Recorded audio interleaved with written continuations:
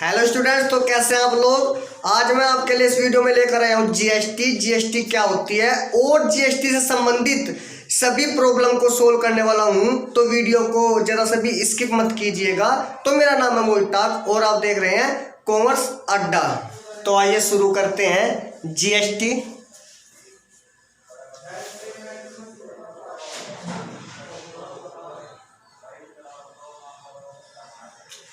देखिए, सबसे पहले जीएसटी की फुल फॉर्म देखेंगे।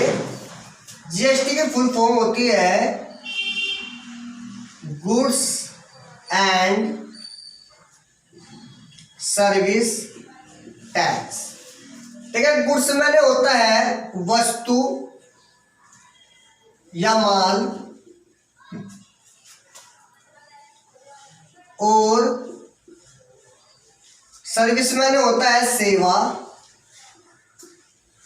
टैक्स मैंने होता है कर। यानी कि किसी भी वस्तु या माल के खरीदने और बेचने पर लगाए जाने वाला कर।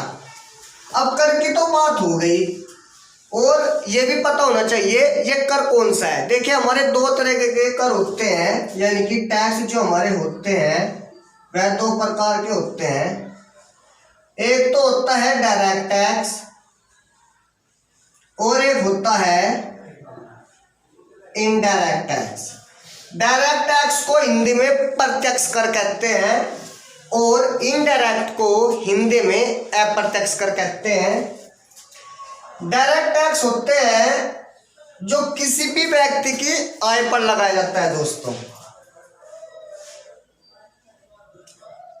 आय पर या धन संबंधी जो भी टैक्स लगाया जाता है उसको डायरेक्ट टैक्स कहते हैं। और डायरेक्ट टैक्स का सबसे बड़ा जो एग्जाम्पल है, उदाहरण है, वो है आयकर या कॉरपोरेशन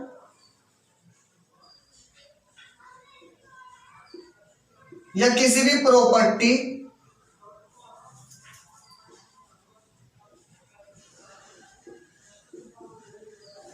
कॉरपोरेशन किसी भी निकाय के टैक्स, सोसाइटी के जो आय होती है, कंपनी की जो भी आय होती है उस पर जो टैक्स कंपनी पे करती है वो भी डायरेक्ट टैक्स के अंतर्गत आता है। कोई मकान संपत्ति से आय, मकान संपत्ति से आय कैसी होगी कि जैसे हमने अपने जो है हाउस को रेंट के लिए प्रोवाइड करा रखा है, तो वहां से जो भी रेंट मिलेगा उसको कहेंगे प्रॉपर्टी इनकम, और इनकम पर लगता है टैक्स।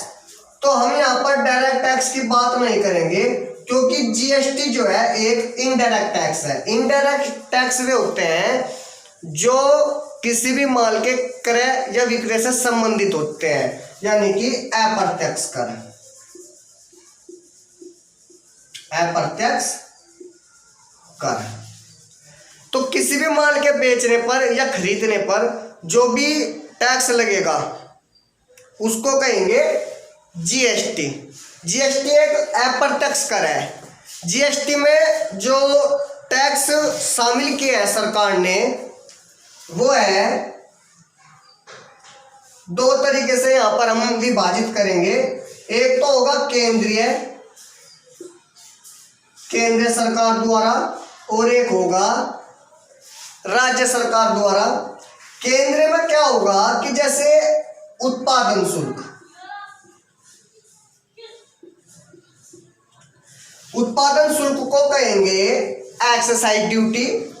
उत्पादन शुल्क क्या होता है कि बाहर से आने वाला कोई भी सामान और बाहर जाने वाला, यानी कि देश विदेश से जो भी सामान आते हैं या जाते हैं उस माल के लिए, उस माल पर जो भी शुल्क लगता है उसको एक्साइज ड्यूटी कहते हैं, यानी कि उत्पादन शुल्क।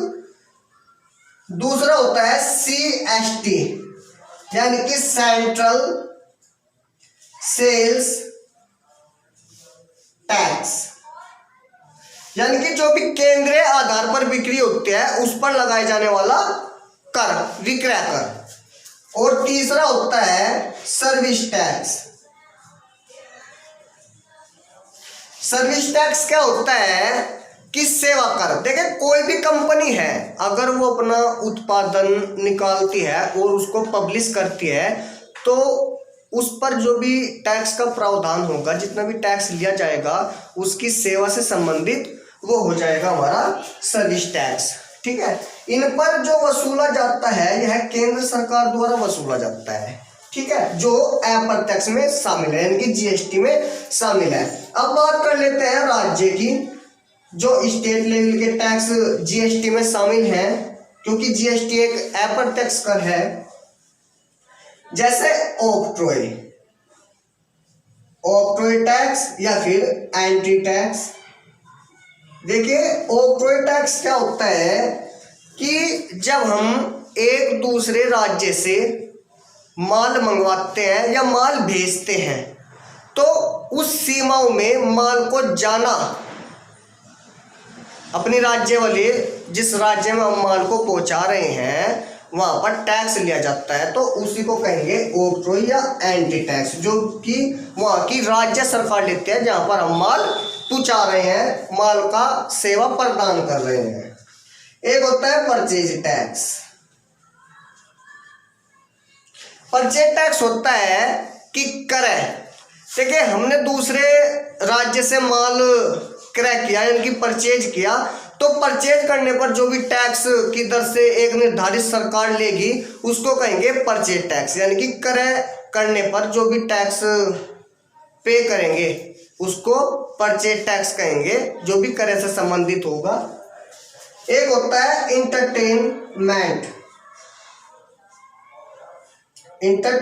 टैक्स।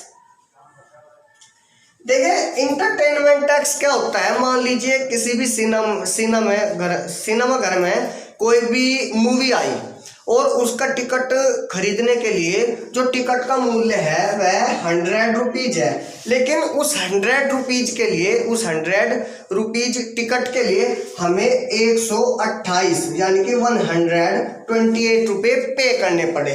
तो सीधी सी बात है, जो ये 28 रुपये हमको फालतू देने पड़े, ये हो गया इंटरटेनमेंट टैक्स, जो राज्य सरकार वसूला जाता है राज्य सरकार द्वारा।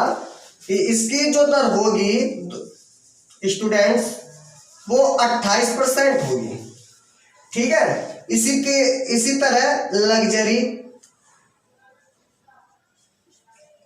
ठीक है, लग्जरी टैक्स क्या होता है कि जो गैर जरूरी सामान है ना वो हम परचेज कर लेते हैं, जैसे डायमंड या कोई भी कार या फिर मतलब कोई भी गोल्ड, जो गैर जरूरी सामान और जो महंगे हैं उन पर जो टैक्स का प्रावधान होता है वो आता है लग्जरी के अंदर, और लग्जरी की जो दर होती है वो 28 है। फिलहाल इसमें फर्नीचर को भी शामिल कर रखा है। ठीक है, यानी कि फर्नीचर के क्रय पर विक्रय पर जो भी टैक्स होगा वो 28% होगा। और इसके तो स्टूडेंट्स बात कर रहे थे लॉटरी टैक्स की, कि लॉटरी टैक्स क्या होता है। देखिए, लॉटरी टैक्स हमारी वो इनकम, वो टैक्स पे करना पड़ता है। मान लीजिए कोई लॉटरी लगी या कहीं से हमने जो है पैसा लॉटरी के अंतर्गत आया और लॉटरी लगी, लॉटरी पर भी राज्य सरकार का जो भी टैक्स वसूला जाता है। लॉटरी एक तरीके की हमारी इनकम है, इनकम पर, उस इनकम पर जो भी टैक्स वसूला जाता है वो अप्रत्यक्ष कर के अंतर्गत आता है, यानी कि जीएसटी के अंतर्गत। ठीक है, यो आयकर अधिनियम 1961 में जो है पॉइंट सम्मिलित है अन्य आय, यानी कि अदर इनकम रिसोर्सेज में शामिल है। तो सरकार ये कहती है कि आपकी लॉटरी पर भी टैक्स लगेगा, यानी कि जो आपने जीत का पैसा हासिल किया है तो उसका 30% सरकार लेगी। ठीक है, अब लॉटरी के बाद आता है हमारा सेल्स टैक्स।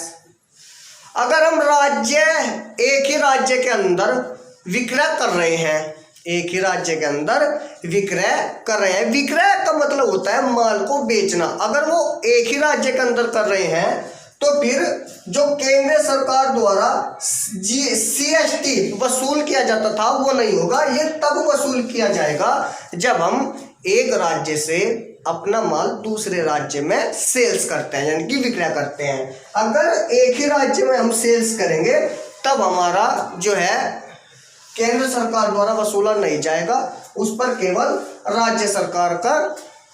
राज्य सरकार द्वारा ही वसूला जाएगा। तो अब जीएसटी की कुछ विशेषताएं क्या है कि जीएसटी का जो प्रावधान होगा वो नॉर्मली खाद पर या खनन की जो वस्तुएं होंगी उन पर 0% होगा। जो प्रत्यक्ष रूप से लगेगा टैक्स जीएसटी अर्थात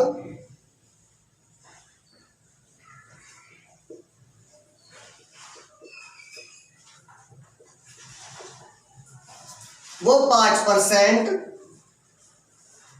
12% या फिर 28% उन चीजों के लिए है, उन वस्तुओं के लिए है जो लग्जरी टैक्स यानी कि जो लग्जरी वस्तु है लग्जरी टैक्स के अंतर्गत पे होगी। तो जीएसटी एक अप्रत्यक्ष कर है जो केंद्र सरकार और राज्य सरकार द्वारा वसूला जाता है। अगर हम जीएसटी कभी भी पेट्रोलियम पर,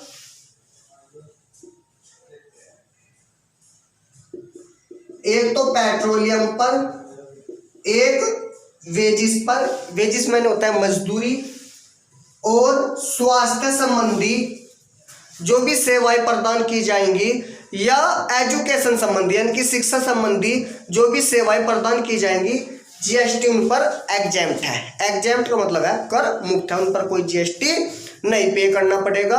अगर हम किसी भी वस्तु पर सेवा लेते हैं तो उसके लिए इनपुट, अगर हम कोई भी वस्तु की सेवा दूसरे को देते हैं तो उसके लिए आउटपुट।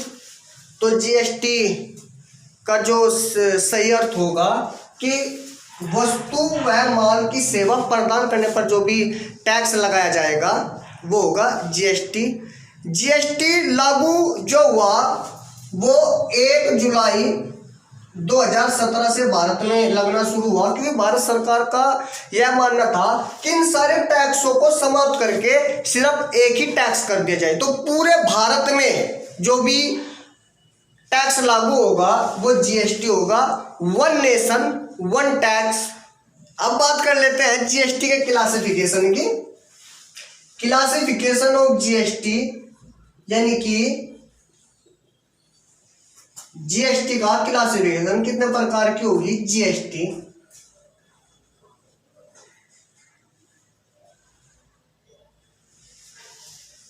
का क्लासिफिकेशन बताने से पहले आप हमारे चैनल को सब्सक्राइब करें, वीडियो को लाइक करें। तो जीएसटी के जो भी क्लासिफिकेशन होंगे वो 3 होंगे। सबसे पहले तो आएगा सीजीएसटी, एसजीएसटी और यूटी, फिर आएगा आईजीएसटी। ठीक है, जो सीजीएसटी का फुल फॉर्म होता है वो होता है सेंट्रल, और जीएसटी का फुल फॉर्म तो आपको पता ही है, गुड्स एंड सर्विस टैक्स। अब बात कर लेते हैं एचजीएसटी की। एचजीएसटी होता है state goods and service tax. UT का होता है यूनियन टेरिटरीज या टेरिटरी। और फिर अब बात कर लेते हैं इसके लास्ट पॉइंट की जो है आईजीएसटी। आईजीएसटी यानी कि integrated GST goods and services tax. पहला पॉइंट पढ़ा सीजीएसटी। देखिए सीजीएसटी क्या होता है कि अगर कहीं पर भी जो हमारा केंद्रीय है उसके द्वारा जो भी टैक्स वसूला जाएगा वो सीजीएसटी होगा। सीजीएसटी का मतलब होता है central goods and service tax.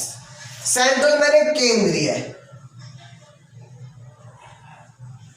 मान लीजिए किसी ने माल मंगवाया या फिर माल को विक्रय कर दिया, सेल्स कर दिया, यानी कि माल को बेच दिया, और जीएसटी की दर है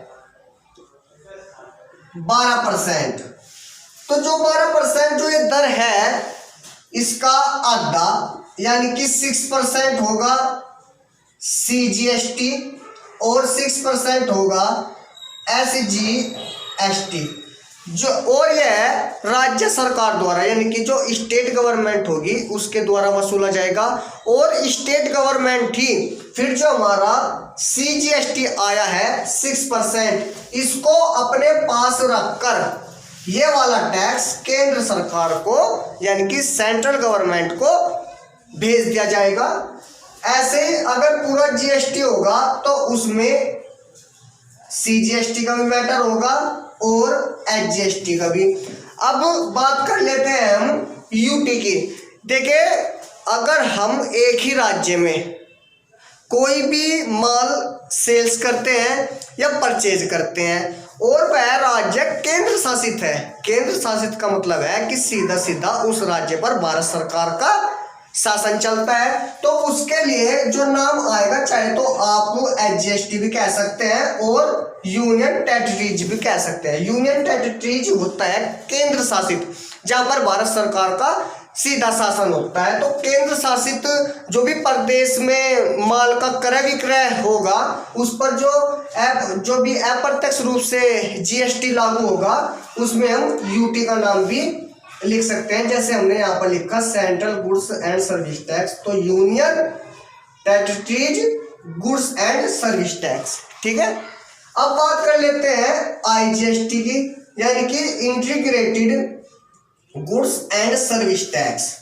जब हम अब ये दोनों लगेंगे जब हम एक ही प्रांत के अंदर, प्रांत का मतलब है एक ही राज्य के अंदर माल का सेल्स भी करेंगे या परचेज करेंगे। इन दोनों का नाम तो आएगा जब, इसका नाम जब आएगा जब हम अपना माल एक दूसरे राज्य से परचेज करेंगे या दूसरे राज्य को सेल्स करेंगे, वहां पर जो पूरा जीएसटी होगा वो आईजीएसटी के अंतर्गत आएगा।